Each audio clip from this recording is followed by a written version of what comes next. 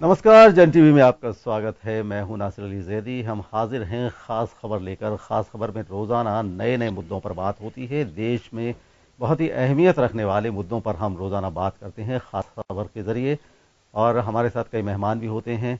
बहरहाल आज हम बात करेंगे देश में पेश किए गए बजट पर। कल बजट पेश किया गया।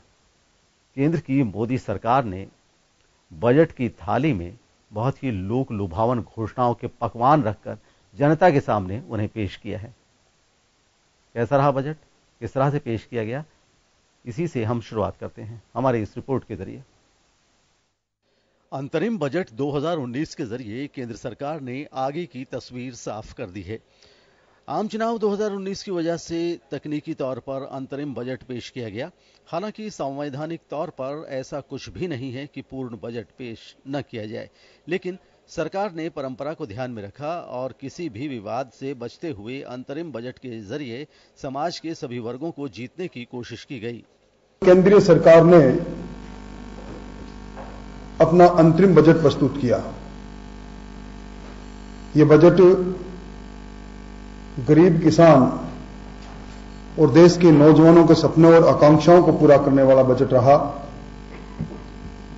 और इस बजट के अंदर जो देश में पहली बार 2 हेक्टेयर से कम भूमि वाले किसानों को 75,000 करोड़ के किसान सम्मान योजना से लाभान्वित करने का जो ऐतिहासिक निर्णय हुआ, उसमें राजस्थान के 58 लाख किसानों को जो सीमांत और लघु सीमांत है, इस योजना से लाभान्वित होंगे। हाल ही में 3 राज्यों छत्तीसगढ़, मध्य प्रदेश और राजस्थान में मिली हार बीजेपी के लिए बड़ा झटका साबित हुई है और कांग्रेस भी पहले से ज्यादा हमलावर है। राजनीतिक विश्लेषक भी मानते हैं कि तीनों राज्यों में किसानों की कर्ज माफी का मुद्दा काम कर गया। बीजेपी मतदाताओं को समझाने में नाकाम रही। इस तरह की पृष्ठभूमि में माना जा रहा था कि अंतरिम बजट का जो स्वरूप होगा वो जन आकांक्षाओं को पूरी करता हुआ नजर आएगा। घोषणा हुई है उसको कारगर साबित करने के लिए समय कहाँ है, और इसीलिए इसको इंटरिम बजट बोलते हैं, इसीलिए इसको वोट ऑन अकाउंट बोलते हैं। लेकिन इस मौके का पूरा दुरुपयोग कर इसको पूरा पॉलिटिसाइज किया गया। जो घोषणाएं करी गई हैं वो जैसे भाजपा का पहले मैनिफेस्टो था कि किसान की आमदनी दुगनी करनी है। पूरे बजट में कहीं एक शब्द नहीं कहा गया कि पेट्रोल डीजल के दामों की आज क्या कीमत है, हम उसको कैसे कम करेंगे। पूरे बजट में नहीं कहा गया कि 5 साल तक हम लोग एक नया पैसा काला धन विदेशों से वापस लेकर नहीं आए हैं। तो ये तो अपनी गलतियां छुपाने का और नए नए जुमले, अब मैं सुन रहा था भाषण कि हमारे 10 आयाम रहेंगे, 5 साल में हम इतना हो जाएंगे, 10 साल में हम इतना हो जाएंगे। लेकिन पिछले 5 साल में आपने क्या किया, नहीं किया, उसका उल्लेख कहीं किया नहीं। सरकार ने बजट में मध्यम वर्ग और किसान को राहत दी। साफ है कि चुनावी साल में सरकार इस बड़े वोट बैंक को लुभाना चाहती है।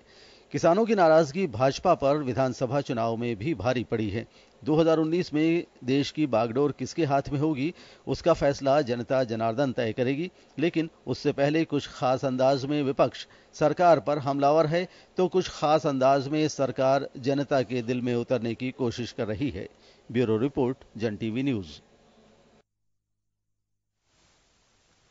बहरहाल आज का हमारा मुद्दा खास खबर में बजट का रहेगा। हम लगातार इस पर चर्चा करेंगे, लेकिन इससे पहले एक बड़ी खबर हमारे पास आ रही है और वो ये है कि जयपुर में भूकंप के झटके महसूस किए गए हैं।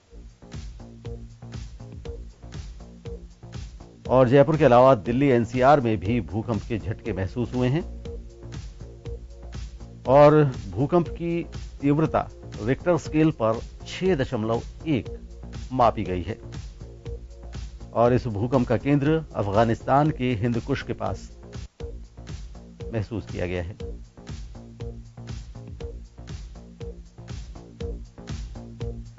जयपुर में भूकंप के झटके लगे और वहीं दिल्ली और एनसीआर में भी भूकंप के झटकों को महसूस किया गया। इस भूकंप की तीव्रता रिक्टर स्केल पर 6.1 मापी गई और अफगानिस्तान के हिंदकुश के पास भूकंप का केंद्र बताया जा रहा है।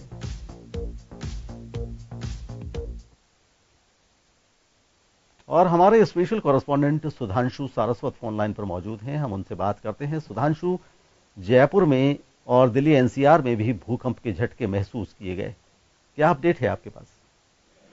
बिल्कुल नासिर, जिस तरह से अभी कुछ देर पहले ही अगर हम देखें समय को, करीब 15 से 20 मिनट पहले ही ये भूकंप के झटके महसूस किए गए।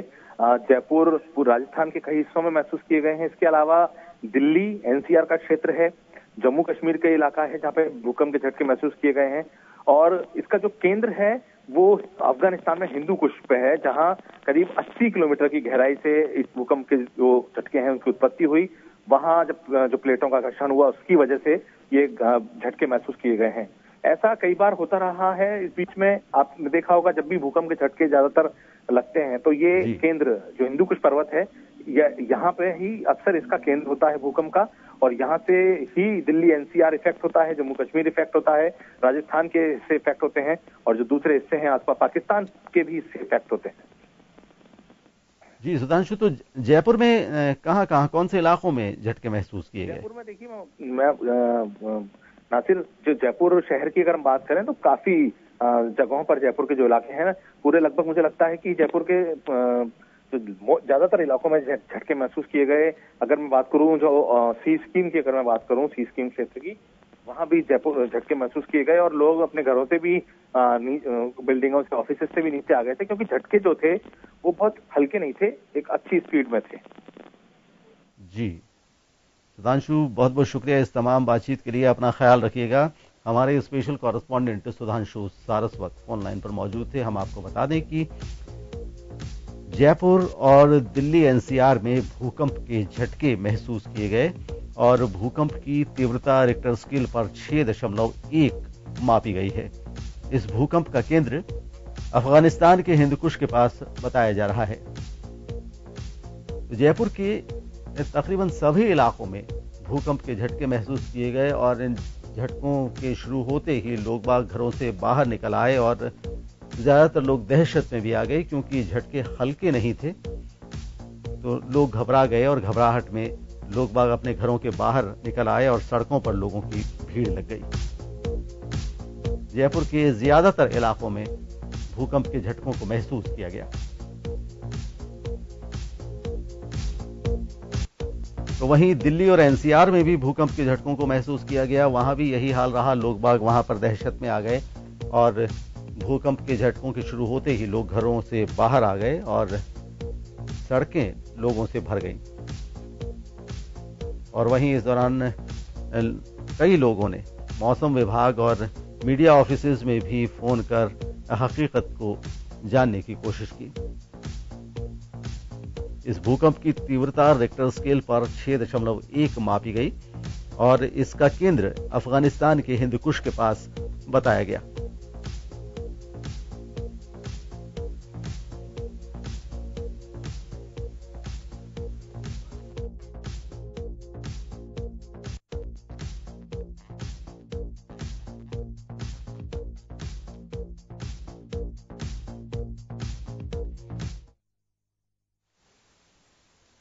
बहरहाल ये तो थी भूकंप की बात, जो जयपुर में और दिल्ली एनसीआर में भूकंप के झटके महसूस किए गए उसके बारे में हमने जानकारी आपको दी और हमारे स्पेशल कॉरेस्पॉन्डेंट सुधांशु सारस्वत भी फोन लाइन पर हमारे साथ लगातार बने रहे। बहरहाल लोगों में अब काफ़ी राहत है क्योंकि भूकंप के झटके बंद हो चुके हैं।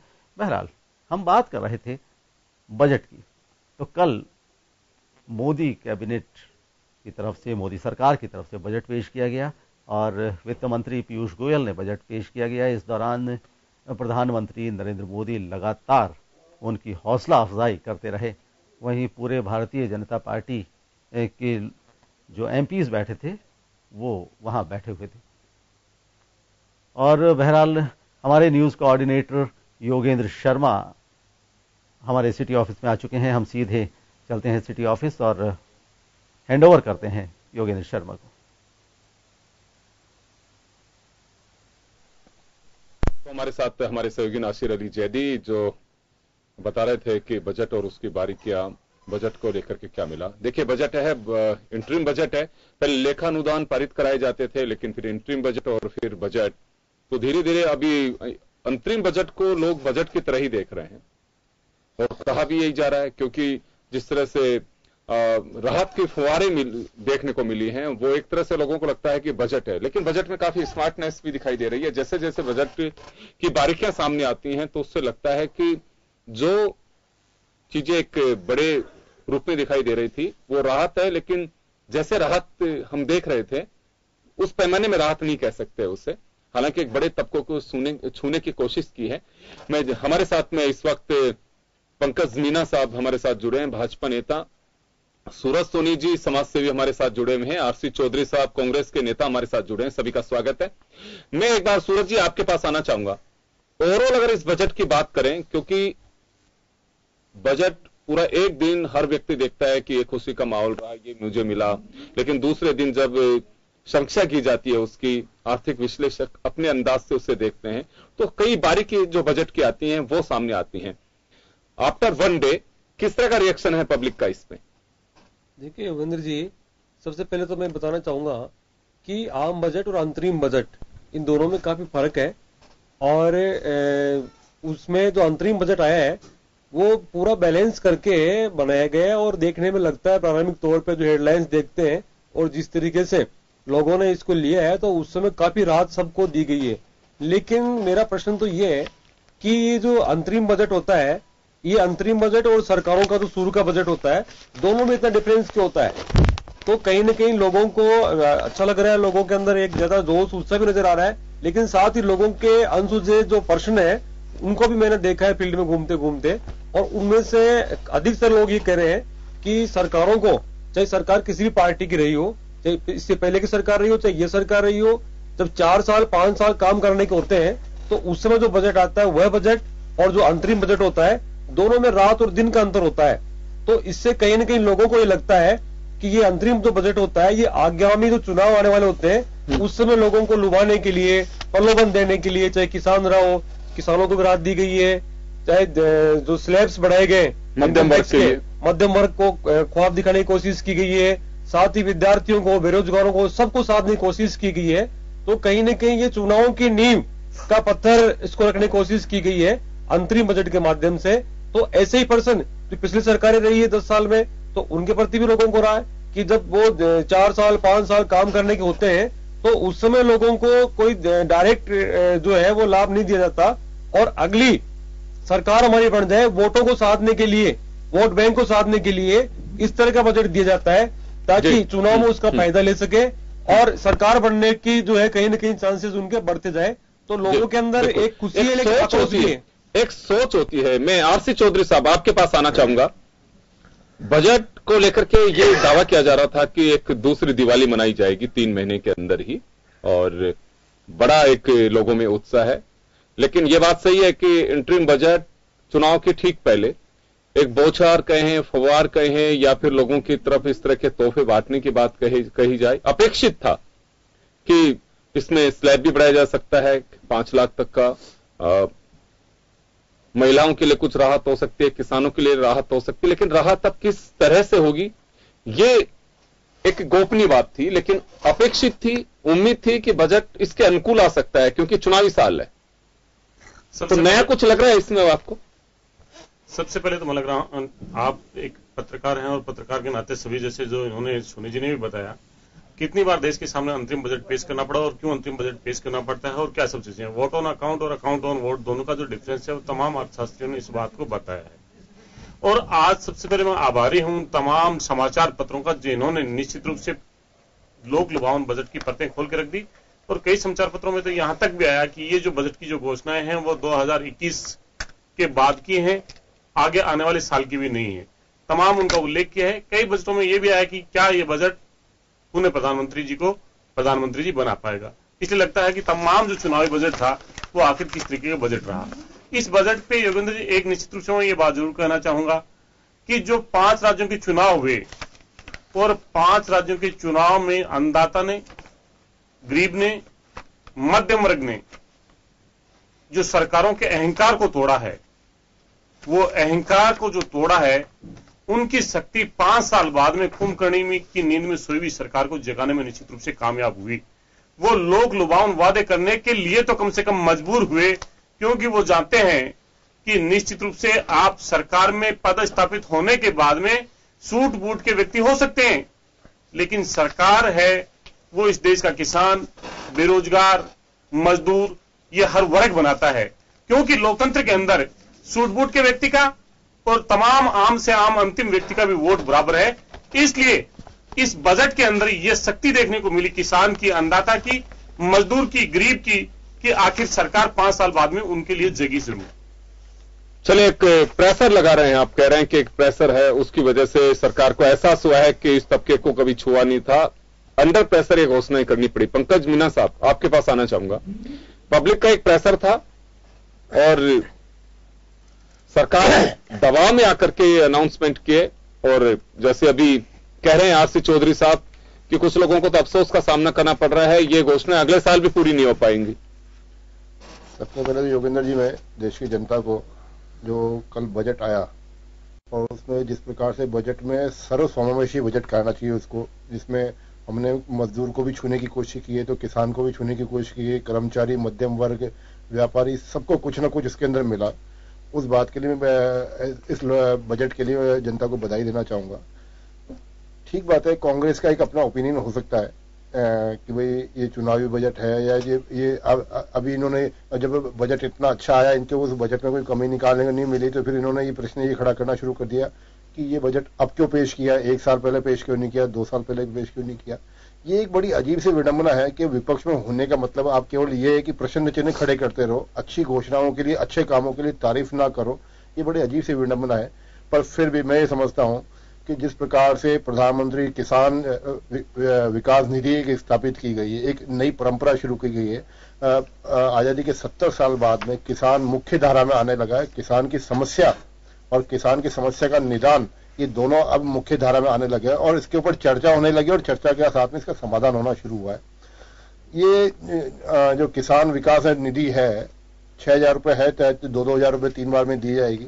मैं समझता हूँ कि कोई ना तो कोई इंटरिम रिलीफ है, ना कोई इसका मुआवजा है, पर ये बड़ा एक अच्छा कंसेप्ट डेवलप किया है कि भाई किसान को अपने समय समय पे इनपुट्स के लिए पैसे की आवश्यकता होती है, और चूंकि उसका जो किसान का किसानी की जो पेशा है वो लाभकारी नहीं है, इसलिए उसको 2,000 रुपए 3 बार में दिया जाए, जो ना तो ब्याज है, ना तो क्या कर्जा है, ना वो मुआवजा है, वो किसान के पास ही रहेगा और किसान उसके द्वारा अपने इनपुट्स की समय समय पे खरीद कर सकता है, और समय पे खरीद करने से उसकी समय पे खेती भी होगी और एक अच्छी खेती कर सकता है। ये इस तरह का है। दूसरी चीज इस बजट के एक अंदर बड़ा अच्छा चीज है, अगर आप देखेंगे तो एक जो असंगठित क्षेत्र के मजदूर हैं उनके लिए एक बड़ी अच्छी योजना आई है। उस असंगठित क्षेत्र के मजदूरों के लिए जो योजना है उसका कवरेज क्षेत्र अगर देखें तो हम 7 करोड़ से मजदूर उससे लाभान्वित होंगे। सरकार 55 रुपए अपनी तरफ से उसको उसके इंश्योरेंस के नाम पे कहिए या अपना अंशदान करेगी, और जब वो मजदूर एक उम्र के बाद में 60 साल के बाद में काम करने शारीरिक रूप से बहुत ज्यादा मजबूत नहीं होता, तब वो उसको एक 3,000 रुपए मासिक पेंशन के रूप में मिले। मैं समझता हूं कि इसे बहुत बड़ा कवरेज हो गया कि 12 करोड़ तो किसानों को लाभ हो रहा है, 7 करोड़ इधर मजदूरों को लाभ हो रहा है। आज जो गरीब और जो समाज का सबसे पिछड़ा तबका है, ऐसे 20 करोड़ लोगों को सीधा सीधा मैं लौटूंगा आपके पास में। श्याम शर्मा साहब हमारे साथ हैं। श्याम जी, यह एक सवाल उठता है, 7 करोड़ किसानों को लाभ, गैर संगठित क्षेत्र के मजदूरों को लाभ, 3 करोड़ टैक्स ऐसे टैक्स पेयर्स को जो इस दायरे में आ रहे हैं, बेरोजगार, किसान, सबको साधने की कोशिश की है। ये एक सोशल एंगल से देखा गया है या फिर वोट को साधने की कोशिश की गई है? देखिए योगेंद्र जी, ये बात सही है कि जब आप शासन कर लेते हैं पूरे टाइम तक और उसके बाद जब चुनाव में उतरने की स्थिति आती है, 2 महीने पहले अंतरिम बजट लाते हैं, उस वक्त ये बात तो सही है कि ये बात नहीं कि केवल मोदी सरकार ने छूट दी है। इससे पहले भी बजट पेश हुए हैं। 2014 में पी चिदम्बरम ने किया था पेश, तो उन्होंने कैपिटल गुड्स एक्साइज पे 12 से 10% छूट दी थी, वो भी अंतरिम बजट था। 2009 में प्रणब मुखर्जी ने पेश किया था और ग्रामीण विकास योजना पर 30,100 करोड़ रुपए की दिया था। और ये भी कहा जा सकता है कि 2004 में जसवंत सिंह जी ने भी पेश किया था अंतरिम बजट, तो उन्होंने भी किसान क्रेडिट कार्ड, चाय, चीनी, उत्तों पर विशेष पैकेज दिया था। ये सारी बातें होती है, चुनाव में सब कुछ होता है। चुनाव में जीतना है, 2019 में सत्ता को वापस लाना है, 20 करोड़ लोगों को आप किसी भी तरह से फायदा पहुंचाने की बात करते हैं, मतलब वोटों के लिए आप रिश्वत देते हैं। सीधे तौर पर कह सकते हैं किसानों को 2,000 रुपए देंगे, क्योंकि 3 किस्तों में देंगे, 2,000 रुपए देकर के वोट खरीदने की बात करते हैं। मजदूर को कहते हैं 3,000 रुपए की पेंशन देंगे। आप कर सकते थे। पहले आपको करना चाहिए था 2000, अगर आयुष्मान भारत की जो योजना शुरू की आपने की, अब 10 लाख लोगों को दे पाए।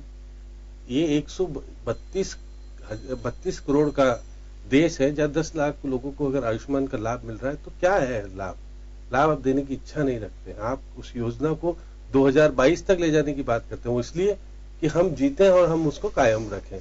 हमने उन्होंने छूट दी है। अब देखिए, आप देखिए आयकर में शोर बटना बच गया कि 5 लाख तक छूट दे दी। स्लैब नहीं खत्म किया है 5 लाख तक। 5 लाख तक की आय वालों को लाभ देंगे आप। स्लैब तो वही कायम है कि अगर 5 लाख से 1 रुपया भी आय बढ़ी तो पूरा जितना आपको टैक्स देना वो टैक्स लगेगा। तो ये चीजें आपको कहना चाहिए कि हमने 5 लाख तक स्लैब खत्म कर दिया है। स्लैब खत्म नहीं किया, लाभ नहीं मिलेगा 5 लाख तक, मतलब 7 लाख लाभ है। अगर आपकी 5 लाख से 1 रुपया भी अगर इनकम बढ़ गई तो आपको पूरा टैक्स देना पड़ेगा। फिर वो 12,000 और सारे जितने हो गए 13-14 हजार रुपए का टैक्स उस पर लगेगा। तो अब ये 20% ये इस तरह की स्थितियां जो की है सरकार ने बड़ा कोशिश की कि छोटे लोगों को थोड़ा मदद करके, क्योंकि वोटों की राजनीति का खेल सारा हुआ है। ये देखिए कि आने वाला वोट 2019 में जिस प्रकार से राहुल गांधी ने कहा कि न्यूनतम आय देनी है, उन्होंने घोषणा की। अब उन्होंने को या तो बजट लीक हुआ होगा उनको कि बजट में कुछ ऐसा आ रहा है तो बोले, वो पहले बोल गए वो। अब क्योंकि सरकार ने करके दिखाया कि मिनिमम आय हम किसान को भी देंगे, मजदूर को भी देंगे, बाकी सबको जो भी कोशिश बजट में। तो आप क्योंकि जो अंतरिम राहत जो प्रदान की है उस पर कोई गलत तो कह ही नहीं सकता। कोई भी राजनीतिक पार्टी अपने आप को ये तो कह ही नहीं सकती कि ये सुविधाएं दी है वो गलत है, क्योंकि वोट सबको चाहिए, कांग्रेस को भी चाहिए, बाकी दूसरे दलों को भी चाहिए। तो वोटों की राजनीति को छोड़ करके देश में किस प्रकार का वातावरण अच्छा बने। और आप कह रहे हो कि 1 लाख करोड़ महीने का हम टैक्स के अंदर वसूल कर रहे हैं, हमारी खुशहाली है, सब कुछ है, बहुत सारी चीजें आ रही है। तो आप इस सब चीजों को, जब इंडस्ट्रीज को, लघु उद्योगों को अब छूट दे रहे हो, आप कह रहे हो कि अब हमने जीएसटी में अब 28% से कोई ज्यादा नहीं है। तो स्टार्टिंग में तो बहुत ज्यादा था ना, 5 स्लैब थे। तो ये सब कमियां को आप दूर करते, क्योंकि आपकी योजनाएं ठीक थी लेकिन आप संसाधन सही तरीके के नहीं थे, आप लागू करने में सक्षम नहीं हुए। नोटबंदी। तो आपको ये लगता है कि यही सारी चीजें अगर पिछले बजट या उससे पिछले बजट में अगर बारी बारी से कुछ देते तो उसका ज्यादा बेनिफिट बीजेपी को मिल सकता था? देखिएगा कि मतदाता को असली लाभ नहीं देने के बजाय आप वोटों की राजनीति करना चाहते हो। और कब करना चाहते हो? जब 5 राज्यों में आप हार जाते हो।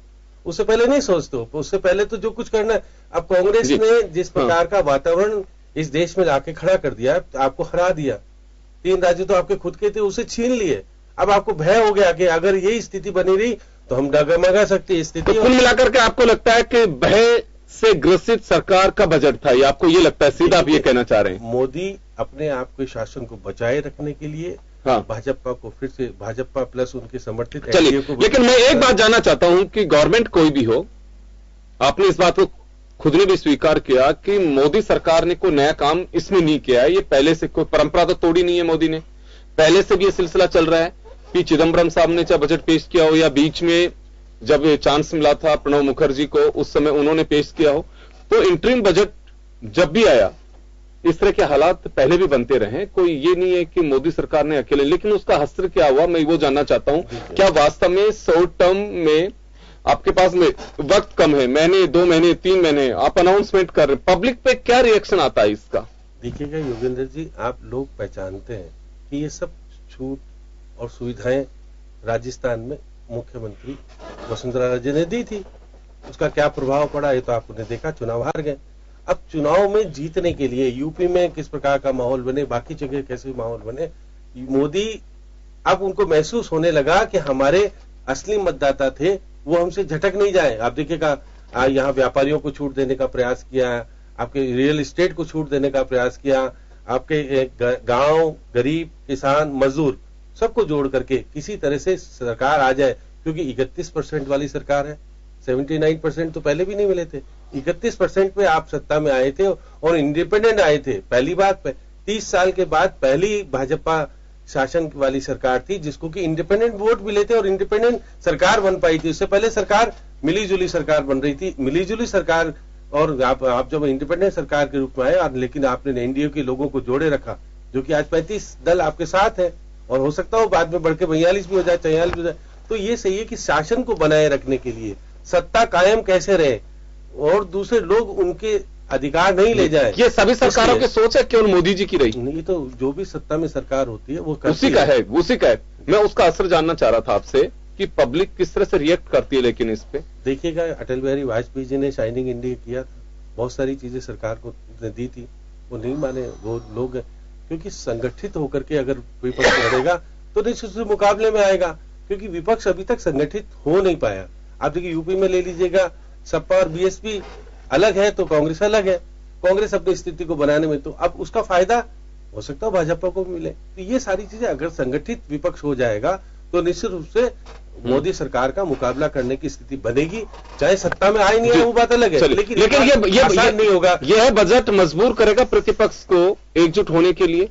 कितना अच्छा बजट है। देखिएगा, विपक्ष मजबूत होने की कोशिश कर रहा है, लेकिन क्योंकि वहां स्वार्थों की पूर्ति हो जाती है।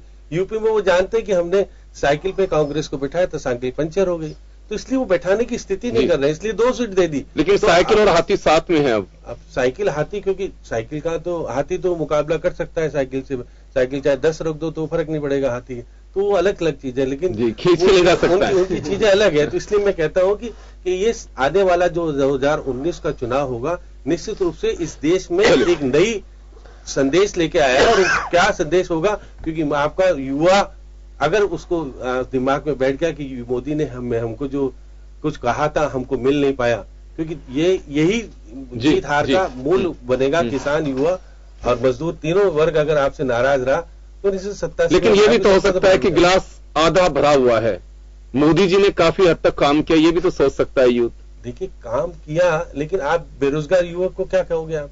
उसको तो नहीं मिला कुछ, वो बैठा है बैठ करके। अब राहुल गांधी कह रहे हैं कि हम कुछ दे दें। तो मोदी जी कहते हैं कि मैं पॉजिटिव सोचता हूँ, आधा ग्लास खाली है, मैं ये नहीं कहता आधा ग्लास भरा हुआ है, मैं ये कहता हूँ। चलिए एक छोटे से ब्रेक के लिए रुकेंगे, ब्रेक के बाद वापस लौटेंगे और फिर चर्चा को जारी रखेंगे।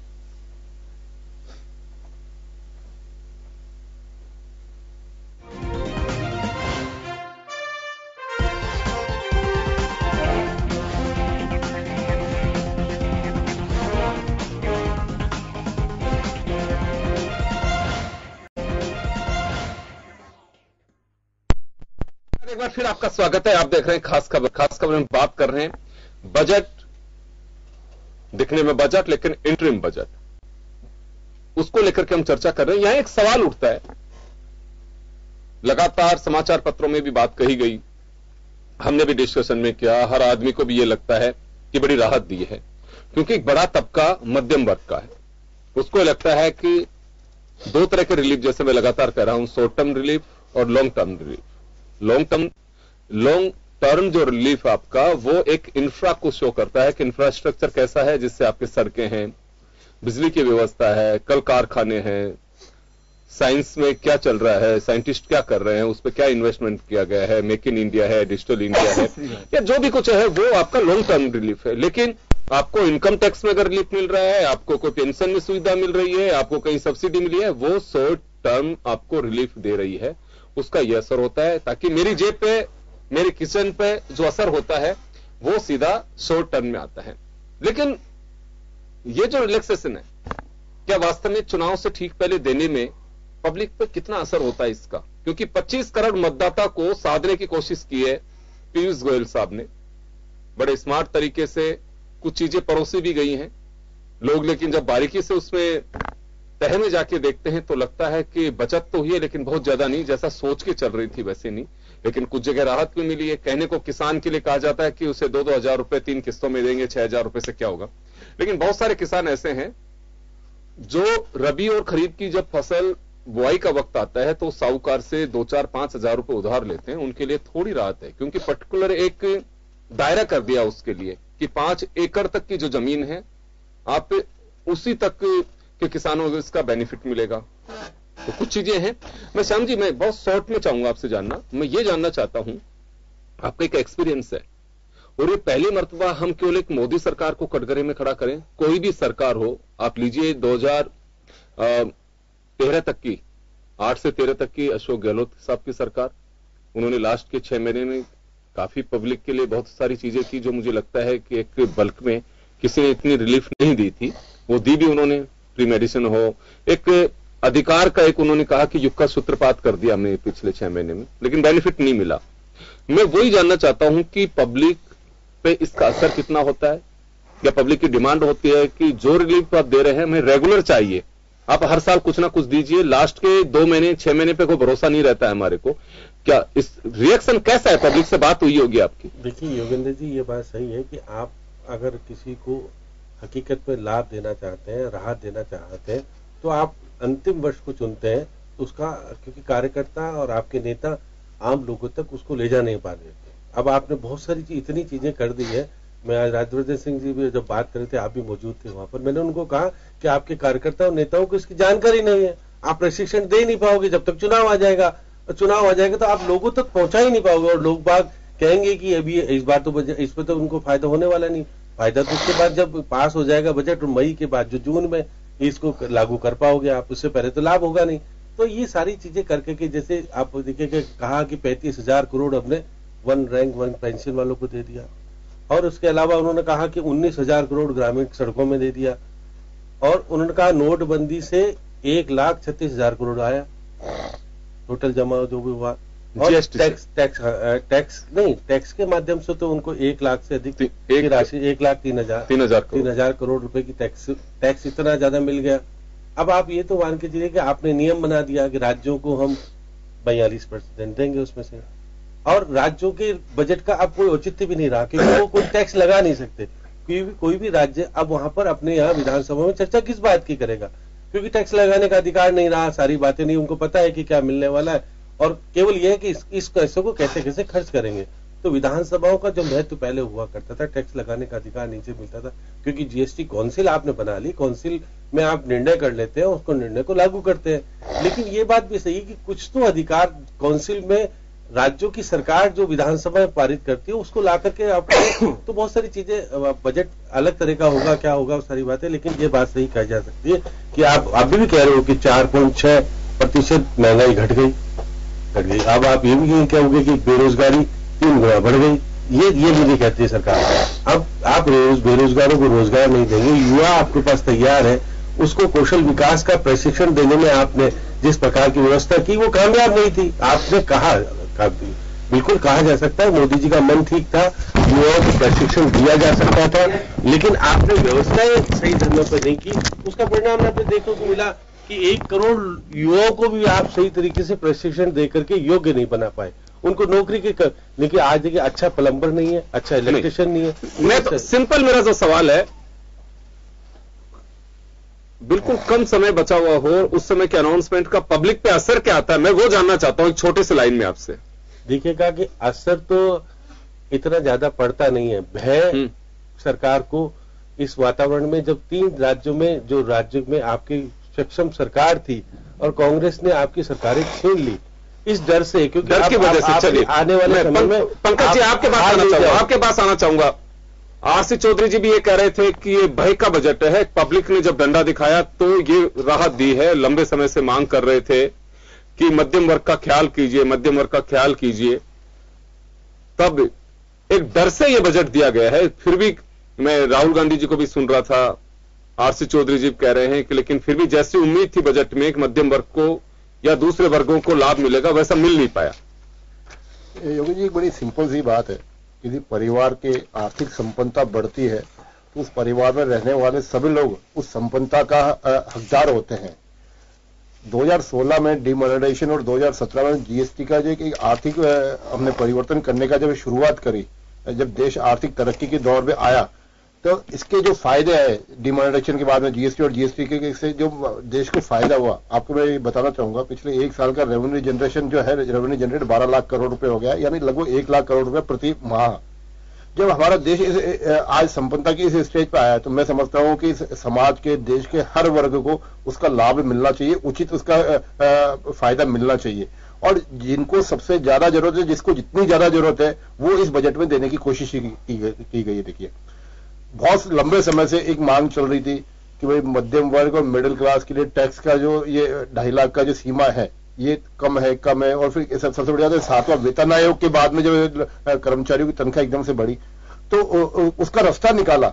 आप ये देखिए, भारत के इतिहास में पहली बार ऐसा हुआ है कि 2.5 लाख से सीधा 5 लाख दुगुनी कहेगा, हमने इसका लिमिट करी है टैक्स की, लिमिट नहीं है, ये बात ठीक है। आप उसका किंतु परंतु ढूंढने के बहुत सारे प्रयास करते हैं, परंतु एक बड़ी सीधी सी बात है कि आज की तारीख में 6.5 लाख रुपए आमदनी वाले व्यक्ति का 1 पैसा टैक्स नहीं देना होगा। अब आप इसको घुमा फिरा के कान पकड़ने के कहें और उसको अजीब तरह से विश्लेषण करना चाहे तो उसके लिए पूरे रास्ते खुले। दूसरी बात अभी चर्चा में अभी चर्चा के दौरान एक बड़ी अच्छी आई थी कि आयुष्मान भारत योजना में केवल 10 लाख लोगों को लाभ मिला है। मैं आपको याद दिलाना चाहूंगा, अभी आयुष्मान भारत योजना को लागू है मुश्किल से 6 महीना भी नहीं हुआ। पहली बात तो ये। दूसरी बात, कुछ विपक्षी दलों के सत्तारूढ़ जो सरकारें हैं, बंगाल, आंध्रा, इन लोगों ने हाथ खड़े कर दिए। उनको लग रहा है कि आयुष्मान योजना लागू हमारे राज्य में हो गई तो भारतीय जनता पार्टी को बहुत बड़ा लाभ होगा, और उसके कारण से आप वहां के गरीबों को सफर करने के लिए मजबूर कर रहे हैं। तो अब जब इस प्रकार से जब विपक्षी दलों का रुख रहता है, और अभी समय हुआ हमको केवल 6 महीना और 10 लाख लोग बहुत बड़ी संख्या होती है। आयुष्मान भारत 132 करोड़ में 10 लाख आयुष्मान भारत से जैसे जो योजना है उसी प्रकार की जब राजस्थान में भामाशाह योजना चल रही थी, जैसे पिछले 5 साल में 25 लाख लोगों को लाभ हुआ, उस इतनी अच्छी योजना को भी अब वर्तमान सरकार बदलने जा रही है। तो ये जो विपक्षी दलों का रुख है, जनता को सीधा सीधा लाभ ना पहुंचे और जनता को लाभ मिल जाए, इससे भारतीय जनता पार्टी को लाभ ना हो, ये बड़ा विचित्र सा है। मैं समझता हूँ कहीं ना कहीं भारत के विकास में, लेकिन आपने ये नहीं बताया, डर का बजट है, डर की वजह से बजट आया। मैंने उसी का जवाब वहीं से शुरू किया था। जब हमारी आर्थिक संपन्नता बढ़ रही है, भारत की रेवेन्यू जनरेशन बढ़ रहा है, तो मैं समझता हूं कि उसके अंदर सबको लाभ मिलना चाहिए। मेरा एक छोटा सा सवाल है, आपने कहा कि हम रेवेन्यू जो हमारा स्ट्रक्चर है उससे हम संपन्नता की ओर आ रहे हैं। मैं एक नोट आपको मैं बताना चाहूंगा, जब 1951 में पहला बजट आया था उस वक्त 2865 करोड़ रुपए इस मुल्क पे कर्ज था, 2865 करोड़ रुपए। आज कर्ज जो बजट आपका ये आया है, इसका अगर अनुमान लगा करके हम देखें तो 97.98 लाख करोड़ रुपए इस मुल्क पे कर्ज होगा। जब आप लोगों को मिला था, मतलब एक मोटा मोटा 28 से 30 लाख करोड़ रुपए 5 साल में कर्ज लिया आप लोगों ने। तो दो बातें कैसे हो सकती हैं सर? एक तरफ तो कहते हैं कि हम सरप्लस जा रहे हैं उसमें रेवेन्यू, और दूसरी तरफ हमारी तरफ जो राजकोषीय घाटा है हमारा वो बढ़ता जा रहा है। देखिए मुल्क पे आपका कर्ज बढ़ता जा रहा है, तो ये दोनों चीजें संभव नहीं हो सकती। देखिए राजकोषीय घाटा जहां तक बात कर रहे हैं वो तो पिछले 5 सालों में लगातार कम हुआ है, घटा है। इस बार हमने 3.4 का अनुमान किया है, मतलब पिछले साल 3.4 का था, इस बार हमने 3.1 का अनुमान किया है। तो राजकोषीय घाटा तो लगातार घटा है। और मैंने 3.3 आपने लिया था, मैंने रेवेन्यू जनरेशन की बात की, लाभांश की बात नहीं की, लाभ की बात नहीं की, रेवेन्यू जनरेशन की बात की। जब रेवेन्यू जनरेशन ठीक, लेकिन सर हम लोन कितना लेके चल रहे हैं? लोन कितना लेके चल रहे हैं सर? लोन 30 लाख करोड़ रुपए अगर 5 साल में, यानी कि आप 12 लाख करोड़ रुपए एवरी ईयर आप कर्ज लेकर के चल रहे हैं। तो ऐसे जो तस्वीर अगर हम विकास की कहें, अभी आप कहेंगे कि देखिए विकास के लिए पैसा तो लेना पड़ेगा, तो यही जब मनमोहन सिंह गवर्नमेंट के वक्त बात आती थी तो कहा जाता था कि विकास कहीं दिख नहीं रहा है और सिर्फ घोटालों के अलावा इस पैसे का कुछ नहीं हो रहा है। तो जब हम कुर्सी पे बैठते हैं तब तो लोन लेते हैं विकास के लिए, और अपोजिशन आज कांग्रेस से बात कर रही है कि जो लोन का सब एक लिमिट जो है वो क्रॉस कर गई है सरकार। तो भाई ये तो राजनीतिक दलों को तय करना चाहिए कि हम कहना क्या चाहते हैं, लोन ले या नहीं ले। अगर लोन लिया तो विकास के लिए फिर भरोसा रखना चाहिए। दोनों पार्टियों के आप हमारे यहां साथी बैठे हुए हैं, इसको किस तरह से मैनेज करेंगे आप लोग? देखिए देश ने एक वो काल भी देखा है जब हमको हमारे सरकार के मतलब रोजमर्रा के खर्चे के लिए हमारा सोना गिरवी रखना पड़ा था।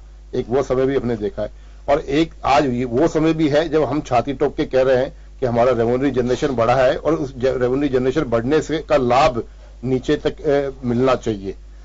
विकास जो है कि सतत प्रक्रिया है। मैं ये कहता हूं कि 1947 के अंदर एक दूसरी स्थिति थी, उस वक्त हम खाद्यान्न के लिए भी तरसते थे।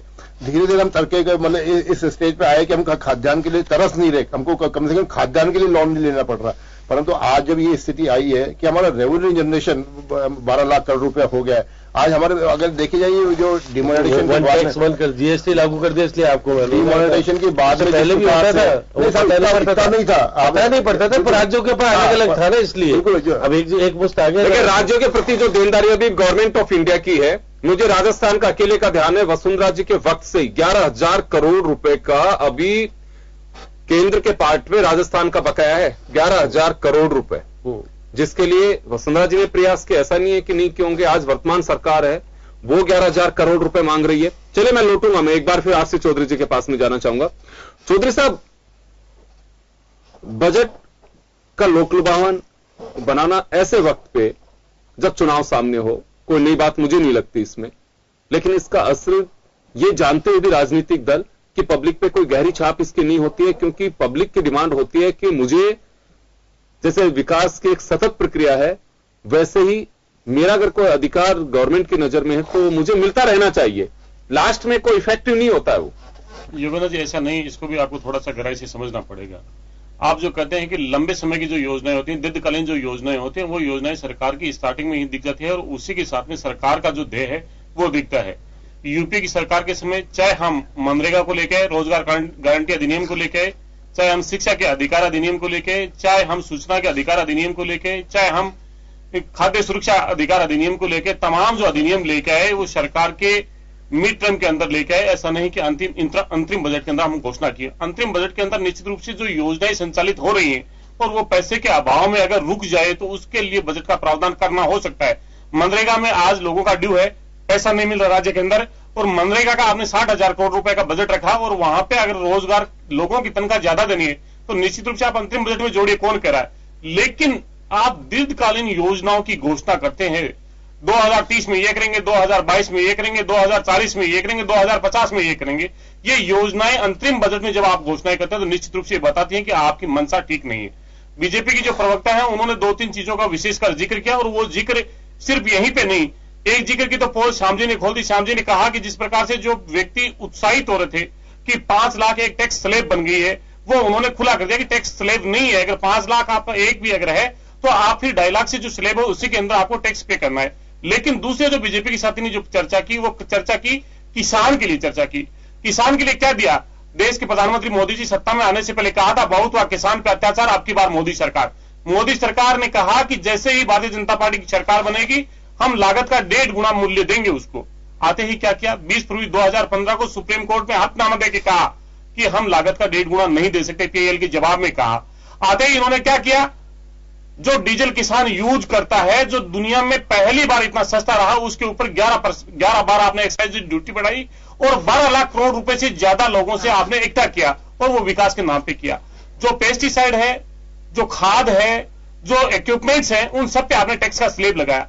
एक किसान जो 2 हेक्टेयर भूमि की जो उत्पादन करता है, उसमें जो कल्टीवेट करता है, उसमें 24,000 रुपए का आपने अतिरिक्त बोझ लाद दिया। और किसान का जो कर्जा था, आज आपने 5 साल के अंदर प्रत्येक दूसरा परिवार किसान को कर्जे में डुबा दिया। किसान की जो फसल एमएसपी पे खरीद होनी चाहिए थी, लास्ट 4 साल तक आप 3 से लेकर 8% तक का बढ़ावा करते रहे। तमाम मैं किसान के बेटों से और पुत्रों से और तमाम लोगों से दावा के साथ में कहना चाहता हूं, निश्चित रूप से सत्य की जांच कीजिए, ना कांग्रेस पे ध्यान दीजिए, ना बीजेपी पे दीजिए, निश्चित रूप से आंकड़ों पे जाए। इस देश के अंदर बहुत से लोग हैं जो तथ्यों से आपको अवगत कराएंगे और आपको पता चलेगा किस प्रकार किसान के साथ छलावा किया है। छलावा क्या किया किसान के साथ में? यूपीए के टाइम जिस किसान पे जो 40% किसान कर्जाइती था, आज वो बढ़ के 52.5% कर्जाइती हो गया है। भारतीय जनता पार्टी सरकार ने क्या किया? पिछले 2 साल से जो किसान आत्महत्या कर रहे हैं उनके आंकड़े जारी नहीं कर रहे। हम ये नहीं बताएंगे इस देश के अंदर कितना किसान आत्महत्या कर गया, ये हम नहीं बताएंगे। तेलंगाना के किसान थे। यह मेरा छोटा सा सवाल होगा आपसे, एक मेरा छोटा सा सवाल ये होगा, कोई गवर्नमेंट है जो किसान की आत्महत्या के आंकड़े जारी करती है? निश्चित रूप से एनसीआरबी के जो डाटा होते थे उस पर किसान की सोसाइटी के डाटा, किसान की सोसाइटी के डाटा, सर ये नेशनल की बात कर रहा हूं मैं, एनसीआरबी में भी आप कब के आंकड़ों की बात करेंगे? किस पर्टिकुलर किसान की सुसाइड केस उसमें किसान ने आत्महत्या की कर्ज की वजह से या कहीं पे भी? कोई गवर्नमेंट ऐसी नहीं है जिसने आंकड़े आज तक जारी किए हों। अगर योगेंद्र जी आप निश्चित रूप से आप बहुत बड़े पत्रकार हैं और आप इस चीज को चेक भी कर रहे हैं। मैं कहना चाहता हूं आपसे, मैं दावे के साथ में कहना चाहता हूं 2016 तक किसान की आत्महत्या के आंकड़े जारी हुए, उसके बाद में आंकड़े जारी नहीं हुए। हो सकता है एजेंसीज के माध्यम से जो क्यों नहीं आ रहे? एनसीआरबी में डाटा क्यों नहीं आ रहे? एजेंसी के साथ क्यों नहीं आ रहे? अगर आपको लगता है छोड़ दीजिए, आप समय बहुत कम है, छोड़ दीजिए आप, ये सब चीजें हो रही है। मैं ये पूछना चाहता हूँ मेरे किसान को जो जारी करा सकते हैं, ये कह रहा हूँ। अरे पूरे देश की बजट बात राजस्थान की बात कर रहे हैं। आप एक निष्पक्ष पत्रकार है, छापिए ना अपने पेपर के कल छापिए, कल ही छापिए ना, आप एक बहुत बड़े पत्रकार हैं, कब तक चिन्हित कराएंगे पता नहीं। मुख्यमंत्री जी ने खुद ने कहा है कि राजस्थान के कलेक्टर्स को सबको कहा है कि आप चिन्हित करके दीजिए कौन कौन से किसान मर गए थे, क्योंकि उसका तो 100% माफ करना है ऋण। ये अभी मुख्यमंत्री अच्छी बात है। देखिए मैं एक बात निवेदन करना चाहता हूं आप लोगों से। बात सही है कि किसान की सुसाइडल केस पे सियासत होती है। अगर अशोक गहलोत की बात कर रहे हैं या वसुंधरा जी ने अगर अपने कार्यकाल में अगर ये कहीं उल्लेख किया, तो मैं कहूंगा कि वास्तव में इसे कोई बुराई के रूप में वैसे नहीं लेना चाहिए। दुर्भाग्य है कि किसान ने सुसाइड की। नहीं, मैं अशोक गहलोत जो बात कर रहे हैं वो आज मैं योगेंद्र जी बोलना चाहूंगा जी, 3 मरे। इस देश का दुर्भाग्य यही है, इस देश का दुर्भाग्य यह है कि किसान की जब नुमाइंदगी की बात होती है, किसान के जब तथ्य रखे जाते हैं, तब व्यवधान बीच में निश्चित रूप से जरूर डाला जाता है, क्योंकि किसान की चर्चा इस मंच पे इसलिए नहीं हो सकती कि इस मंच के ऊपर किसान का बेटा किस हिसाब से जो चीजें मैंने आपसे आप बोल दीजिए, मैं आपको समझ दे रहा हूँ, 5 मिनट बोल दीजिए। मैंने गलत बोला उसको बताइए आप। शाम जी मैं कहता हूँ आप बताइए, आप बोलना चाहिए। बताइए कि आरसी चौधरी गलत बोल रहा है। मैं आपसे दावे के साथ कहना चाहता हूँ, आप बोलिए कि आरसी चौधरी ये गलत बोल रहा है। 132 बताए थे ना राजस्थान में। मैं कह रहा हूँ राजस्थान के नहीं, मैं केंद्र की सरकार की टोटल जो आंकड़े जारी हो रहे हैं राजस्थान में भाजपा ने जारी किया और कांग्रेस ने किया। ये बताइए आप ये बताइए कांग्रेस ने जारी नहीं किया, भाजपा ने जारी किया। बताइए आप नहीं चाहते किसान की चर्चा यहाँ पे हो। मैं कह रहा हूँ कि किसान केंद्र के बजट पे आइए आप, तो केंद्र के बजट पे योगेंद्र जी निश्चित रूप से जब भी बात रखी जाती है, जब भी तमाम मैं बीजेपी के साथी को सुनता रहा, बिल्कुल व्यवस्था नहीं डाला और सभी लोगों को सुनता रहा। और जब मैं अगर आंकड़े देखा हूं तो आप किस लिए जूरी की कुर्सी पे बैठे, निश्चित रूप से आप लगाइए ना आरोप कि आरसी चौधरी आप ये गलत तथ्य बोल रहे हैं। मैं आंकड़ों के साथ में चर्चा करता हूं, गलत नहीं बोलता। मैं ये कह रहा हूं यूपीए की सरकार में जहां कृषि की विकास दर 4% थी, वो आज घट के 2% रह गई है। विकास दर आधी हो गई और कर्जे की दर दुगुनी हो गई। हर दूसरा किसान कर्जे के ऊपर चला गया। आप 6000 जो बात कर रहे हैं कि हमने 6000 प्रति वर्ष किसान को देंगे, बीजेपी ने जो करी, बजट के अंदर क्या प्रावधान किया? बजट में 20,000 करोड़ रुपए का प्रावधान किया है। आगे जो सरकार आएगी उसे बजट में प्रावधान करना होगा। और ये जो बजट है वो आरबीआई के डिविडेंड से 40,000 करोड़ रुपए आप पहले ले चुके हो। 28,000 करोड़ रुपए लेने हैं, सरकार के पास में पैसा नहीं है, लेकिन घोषणा की है एक किस्त हमें देनी है 1 दिसंबर से लेकर 31 मार्च से पहले, क्योंकि किसान का वोट, एक परिवार का वोट हम 2,000 रुपए में खरीदना चाहते हैं। आगे कौन देगा इसकी कोई जिम्मेदारी नहीं। आगे क्या बजट में प्रावधान होगा और क्या उसके सोर्स होंगे, कोई जिम्मेदारी नहीं, कोई नहीं पूछना चाहता। मैं पूछना चाहता हूं इस मंच से, आज 10 करोड़ के करीब किसान कर्जायती हैं, जिनपे 12 लाख करोड़ बैंक का कर्जा है। सिर्फ बैंक का कर्जा है। इस मुल्क के अंदर 12 लाख करोड़ रुपया कर्जा है। आखिर उस किसान को बेबस और मजबूर किसने किया? आज मैं कह रहा हूं दैनिक भास्कर का पढ़िए, दैनिक भास्कर में सुब्रमण्यम स्वामी है, बीजेपी के सांसद है और बीजेपी के सांसद ने सीधा लिखा है, उनका लेख पढ़िए, आपकी अर्थव्यवस्था बढ़ा रही है और ये अर्थव्यवस्था का भरोसे, ये मैं नहीं कह रहा हूं, ये बीजेपी के सांसद और मुखर सांसद सुब्रमण्यम स्वामी का बयान है। दैनिक भास्कर में उनका छपा है, आप सब पढ़िए। दर्शकों से मैं कहना चाहता हूं बीजेपी के सांसद ने लिखा, उसको पढ़ना चाहिए। लेकिन किसान को क्या दिया मोदी की सरकार ने? मोदी की सरकार ने किसान को अपनी विष्ठा खाने के लिए मजबूर किया। जंतर मंत्र से जब राजपथ में दौड़ा था, किसान से संवाद करने का समय नहीं मिला। जब यूपी का किसान आंदोलन करके वहां तक पहुंचे, दिल्ली तक मोदी को किसान को चर्चा करने का समय नहीं मिला। जब नासिक से जहां प्याज सबसे उत्पादन होता, वहां से लेकर बॉम्बे तक गए 40,000 किसान के लिए समय नहीं मिला। मंदसौर में किसान को गोलियां चली, तब किसान उन्हें याद नहीं आई। राजस्थान में 650 से ज्यादा जगह रोका, किसान याद नहीं आया। किसान उन्हें तब याद आया जब इन 5 राज्यों में चुनाव हुआ और बटन दबाया। लेकिन किसान का बेटा आज पड़ा है। आप जैसे परखड़ लोग हैं, बहुत से यहां पे जिनाइन जो लोग हैं, वो तथ्य और आंकड़े साथ में रखते हैं और उन्हें पता है 3 महीने बाद से पहले 3 घंटे के अंदर सूचना आज पहुंच रही है। और उनके साथ में जो छल्लावा, जो अंतरिम बजट, अंतरिम वित्त मंत्री और अंतरिम सरकार की विदाई किसान और मजदूर तय करेगा। मजदूर की जो उन्होंने चर्चा की, हमने मजदूर के लिए 100 रुपए डिविडेंड लगाएंगे, 3,000 रुपए उनको पेंशन मिलेगी। कब मिलेगी? 18 साल का जब मेरा बेटा मजदूरी करेगा, तब 55 रुपए उसे प्रतिमाह देना है। उसके पास आमदनी का स्रोत क्या होगा? किस महीने अगर वो एक किस्त नहीं दे पाया तो उसे मिलेगा या नहीं मिले पाया, उसकी आमदनी का क्या सोर्स होगा ये पता नहीं। हमें आप प्रति महीने 100 रुपए दीजिए तो हम आपको 60 साल बाद में कितने रुपए देंगे? 3,000। 60 साल बाद में क्या होगा? 2050 में 3,000 रुपए की कीमत मैं नहीं जानता, लेकिन मेरी आमदनी प्रति वर्ष में 100 रुपए प्रति महीने दे पाऊंगा, इसका साधन क्या है? कहां से दूंगा मैं? असंगठित क्षेत्र में काम कर रहा हूं। एमएसएमई की बात की, एमएसएमई में बात करने के बाद में इन्होंने क्या कहा 1 करोड़ का कर्ज कितनी देर में देंगे? 59 मिनट में, 1 घंटा नहीं बताना चाहते, 60 मिनट नहीं बोलना चाहते, मिनटों में हम 1 करोड़ का कर्ज देंगे। लेकिन आज 11 बैंकों को आपने पीपीएस मॉडल पे डाल रखा है, जो कर्जा नहीं दे सकते देश के अंदर। जो 3 बैंकों का अगर उससे बाहर निकाल के लेके आए हैं तो पूरी संसद के अंदर ड्रामा बना दिया जाता है और तालियां पीटी जाती है। और वहां पे 11 बैंकें आज भी ऐसी हैं जो लोगों को लोन का वितरण नहीं कर सकती। इससे कैसे उसको मिलेगा? पीयूष जी ने क्या कहा, बेरोजगार के लिए क्या कहा? विकास होगा तो बेरोजगारी हटेगी। अगर मोदी जी 5 साल में आपका विकास होता तो आज बेरोजगारी 230% बढ़ी है, वो नहीं बढ़ती। मैं ये कंपैरिजन कर रहा हूं यूपीए 2 और यूपीए एनडीए की सरकार में। नौकरियां घटी है, यूपीए में जहां प्रतिवर्ष जो नौकरी दी जाती थी उसकी तुलना में आज भाजपा की सरकार में 53% नौकरी घटी है। इसलिए विकास कहां है? ये कह रहे हैं आर्थिक संपन्नता की तरफ बढ़ रहे हैं। 1% लोगों के पास पूरी जो दौलत है उसका 73% है और 50% लोगों के पास में 1% है। बताना होगा कितना डिविडेंड है आपके। किसान पुत्र को भरपूर अवसर मिला है। मेरा जो ऑब्जेक्शन था वो ये था, आज तक एनसीआरबी ने कभी ये आंकड़े जारी नहीं किए कि पर्टिकुलर इतने किसानों ने सुसाइड किए हैं। प्रतिपक्ष की पार्टियां, एजेंसीज, एनजीओ वो अपने स्तर पे आंकड़े तैयार करते हैं, वो समाचार पत्रों के अंदर आते हैं कि लगभग इतने किसानों ने सुसाइड किया इस कारण से। ये आंकड़े आज तक एनसीआरबी ने कभी जारी नहीं किए, केवल सुसाइड केस आते हैं। मैं चलिए एक में बड़ी मुझे जो बात लग रही है सूरज जी, आपसे जुड़ी हुई बात है। पॉल्यूशन फ्री करने की बात कही है, इलेक्ट्रिक गाड़ियां लाने की बात कही है। क्या ये इस दिशा में हम बढ़ पाएंगे? जो लंबे समय से डिमांड की जा रही है कई पर्यावरण प्रेमियों की ओर से कि अगर पेड़ नहीं लगाएंगे और ये पॉल्यूशन को कम नहीं करेंगे तो भविष्य चिंता में होगा, इसका कुछ असर दिखेगा? निश्चित तौर पे पर्यावरण जो है वो बिल्कुल पूरे इस धरती का जो है वो एक दूसरा छोर जो है डेवलपमेंट के साथ साथ में वो महत्वपूर्ण है। और देश के अंदर ये आज ये जो पेट्रो प्रोडक्ट है जितने भी हैं वो सारे इतना ज्यादा पोल्यूशन कर रहे हैं कि उनसे ज्यादा निकलने वाला धुआं और सारे जितने उत्सर्जन है, डस्ट पोल्यूशन है, वो सारा हमको बिल्कुल बीमारियां दे रहा है और साथ साथ धरती को क्षय करता जा रहा है। तो इस दिशा में निश्चित तौर पे ये एक मील का पत्थर साबित होगा। साथ ही मैं ये बताना चाहूंगा आपको, जिस और को ध्यान नहीं दे रहा है अभी। बिल्कुल बिल्कुल बिल्कुल। और दूसरी बात ये जो ये बजट का जो इश्यूज है ये मुझे लगता है कि केवल पॉलिटिकल प्रॉफिट लेने के लिए आरोप प्रत्यारोप के बीच में फंस करके रह गया है और वही चुनावी कर्मकांड का एक हिस्सा बन के रहता जा रहा है। क्योंकि आज कोई भी आदमी किसानों के लिए किसी पार्टी की तरफ से एक जो रचनात्मक पहल होनी चाहिए वो नहीं हुई कभी भी। आज जो कांग्रेस की तरफ से पहल होती है बार बार भाषणों के अंदर और हो रही है, ये सारी केवल चुनावों को वोटों को साधने के लिए होती है।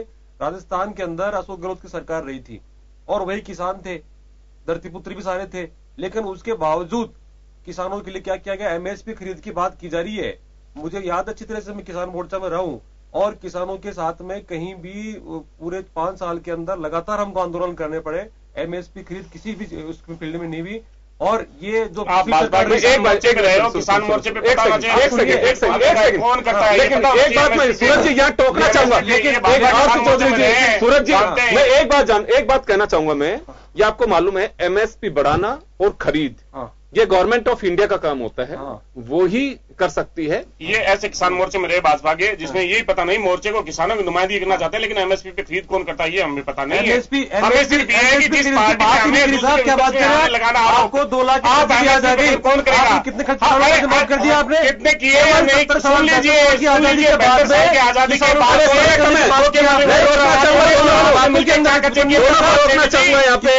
लोगों का आपने आप जैसे जो समाज सेवा के नाम पे दूसरों की नुमाइंदगी करते हो, किसान मोर्चा का मिला।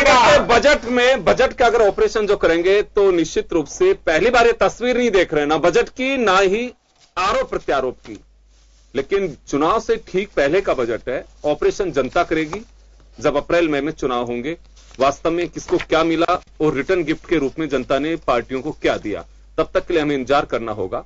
यही बजट का लबोलुआब है। बहुत बहुत शुक्रिया आप सभी का, और खास खबर में बस इतना ही। दीजिए इजाजत, नमस्कार।